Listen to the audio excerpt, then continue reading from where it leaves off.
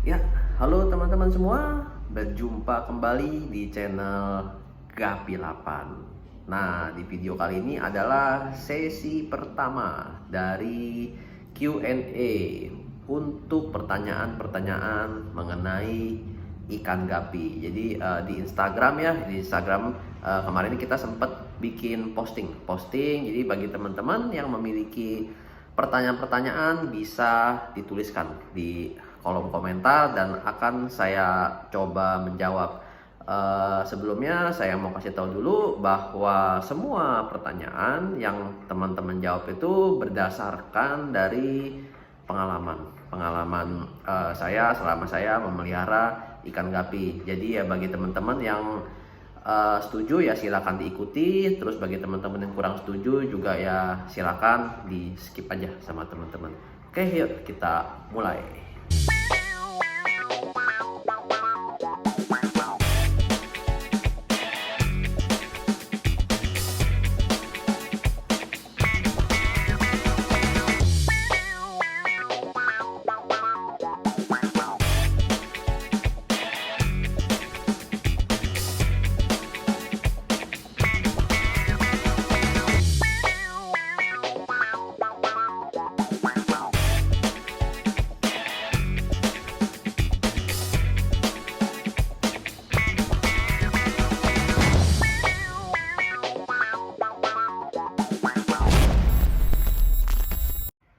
Oke, kita mulai dengan pertanyaan yang pertama. Ini dari Anton Ridwan. Ko Aldo mau tanya, hasil anakan blue topaz jantan biasa ada 3 jenis. Blue topaz yang bodinya kekuningan, terus ada red topaz dan blue topaz yang bodinya pucat. Bagaimana cara supaya hasil anakan jantannya lebih dominan blue topaz body yang kekuningan? Oke, bagus pertanyaannya. Jadi memang kita tahu bahwa blue topaz tuh kalau misalkan dikawinkan anakannya itu ada pecah kayak yang seperti yang disebutkan tadi ya, warna-warnanya ya.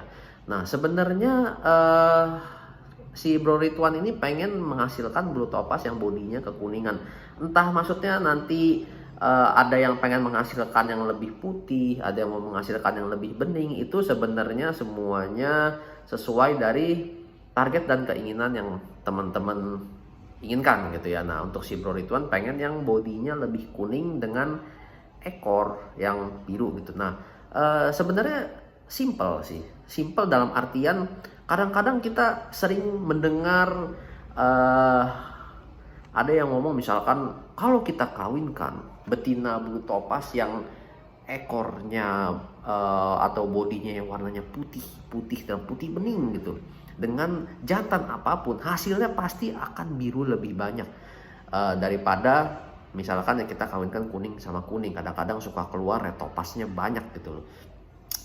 Oke. Kalau saya pribadi, ini dari pendapat saya pribadi ya, kita tahu yang namanya selective breeding. Selective breeding itu adalah memilih indukan-indukan yang tepat untuk menghasilkan anakan yang sesuai dengan kemauan kita. Seperti gitu.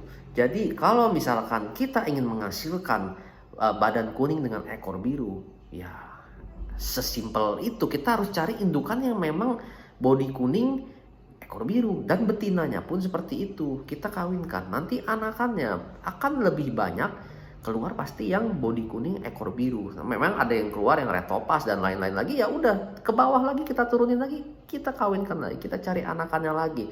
Entah itu anakannya, entah itu saudaranya, entah itu ikan lain pun kita cari yang memang bodinya kuning ekornya biru. Ini kita ngomong body kuning ekor biru ya, terlepas dari mana yang lebih bagus mana yang lebih jelek, seperti itu caranya gitu loh.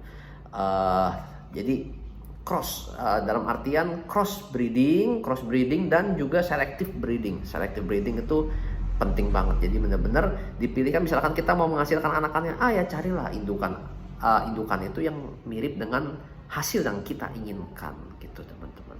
Oke, pertanyaan berikutnya, Bro Irham, kenapa ikan gapi berenangnya kok tidak normal ya? Nah ini Bro Irham, kalau ikan gapi berenang yang nggak normal itu biasanya biasanya mengalami sakit, berenangnya godek ya, berenang godek begitu, itu umumnya kena jamur. Jadi bro perlu perhatikan kalau misalkan ikan udah berenangnya nggak bener, segera pisahkan. Karena ketika ada satu ikan yang berenangnya nggak bener, yang lain akan belajar nggak bener juga berenangnya. Istilahnya seperti itu. Jadi istilah tertular gitu loh. Tertular oleh penyakit yang godek begitu. Itu kalau misalnya godek itu penyakit yang sangat berbahaya. Dalam artian satu godek, joget-joget semua bakal joget gitu loh. Namanya joget, lihat orang joget pengen joget juga kan. Ya, jokes bercanda. Seperti itulah intinya. Jadi kalau misalnya udah ada ketemu yang seperti itu, angkat, pisahkan. Oke, berikutnya dari Bro G Darpito. Nah, seumpama kita beli gapi spare, sesampainya di rumah betinanya galak dan susah kawin. Cara penanganannya gimana ya? Terima kasih. Oke, bro, jadi kalau misalkan punya betina yang galak, betina galak itu bisa dibilang biasanya teritorial. Si gapi ini dia misalkan ditaruh di satu tank, terutama di tank tersebut betinanya itu udah lama ada di tank tersebut, tiba-tiba kita cemplungin jantan, plung. Biasanya betina akan bersifat lebih galak di situ dibandingkan kalau misalkan kita taruh jantan di satu akuarium, betinanya masuk, plung. Biasa betinanya bakal nggak lebih terlalu galak di situ. Nah, untuk alternatif lain, kalau misalkan betina terlalu galak, ada dua alternatif yang bisa teman-teman coba. Yang pertama, teman-teman bisa memberikan tanaman atau ya tali rafia lah yang paling simpelnya itu, untuk menghindari jantan itu dihajar oleh betina, dan jadi jantan bisa bersembunyi dan ketika dia melihat chance atau peluang untuk kawin, dia akan menyerbu secara cepat gitu loh, untuk kawin gitu loh. Nah, terus yang berikutnya teman-teman bisa menggunakan lebih dari satu jantan. Nah, ini alternatif ini jelas nggak bisa dipakai untuk Bro Darpito, karena Bro Darpito ngomongnya spare aja ya.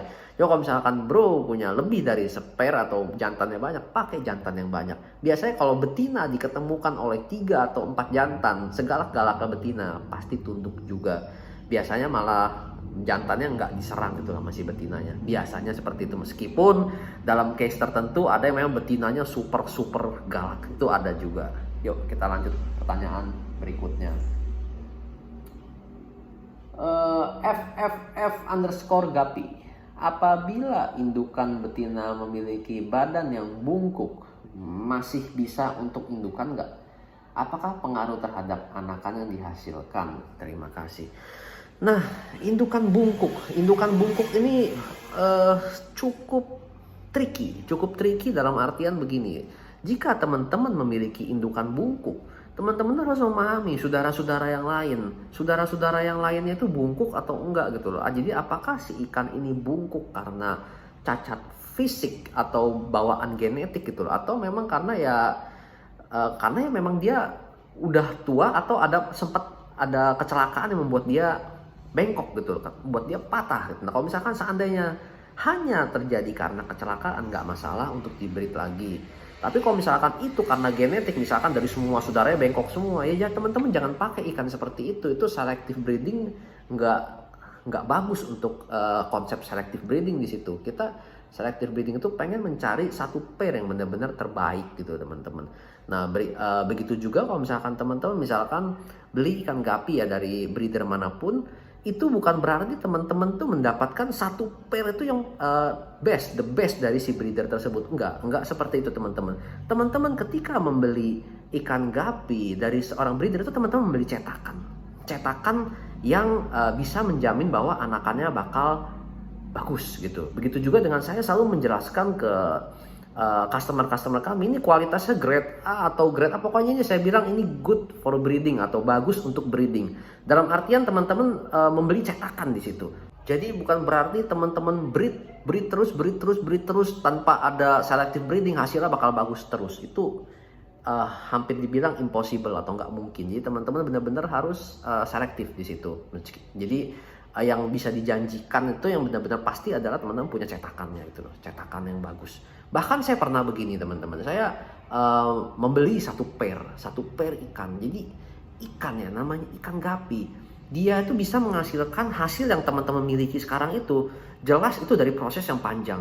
Nah, ketika teman-teman melakukan selective breeding, di situ teman-teman akan kadang-kadang bisa bisa dibilang itu kayak teman-teman memiliki mesin waktu. Teman-teman bisa tahu, oh ternyata ketika di breeding keluar jenis yang lain, di breeding ada jenis yang lain. Oh ternyata ikan gapi ini dulu bisa menghasilkan ikan seperti gini nih, ada bumbu-bumbunya ini gitu loh, keluar bumbunya tersebut tuh bisa juga dari situ. Jadi ya benar-benar harus di breeding terus, di selektif terus hingga menghasilkan ikan yang benar-benar teman-teman kehendaki. Jadi kita nggak ngomong beda jenis ya, dalam satu jenis juga nih, masih jenis yang sama, misalkan AFR gitu.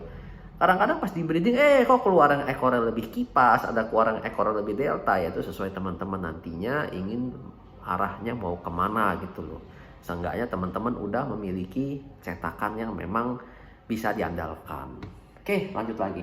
Terus pertanyaan berikutnya dari A+_farm.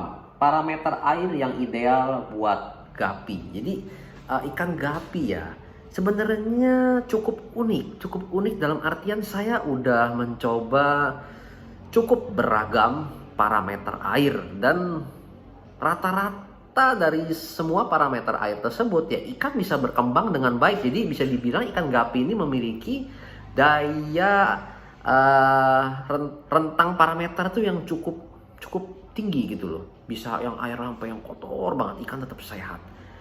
Yang ikan gapi ini yang membuat mereka nggak kuat itu adalah perubahan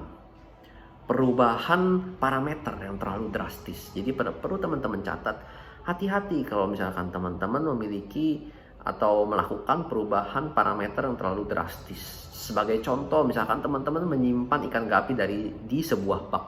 Bak tersebut isinya ada 50 ekor gapi.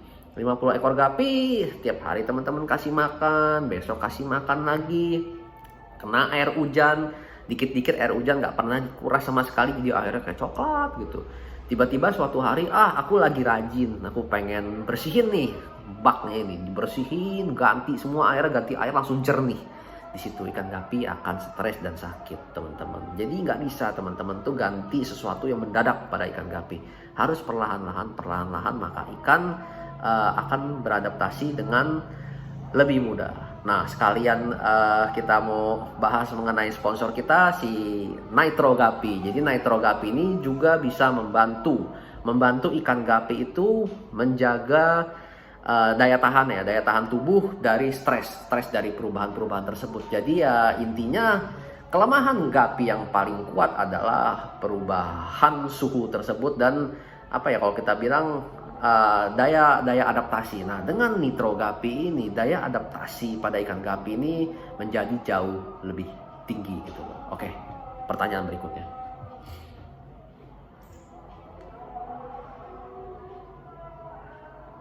Suparman_01, mengapa ikan ekor pangkal bisa bengkok dari gapi itu pengaruh apa ya? Tidak ada penjelasannya dari YouTube, tolong dibahas Bang Gapi 8. Ya itu saya udah jelasin sebelumnya ya.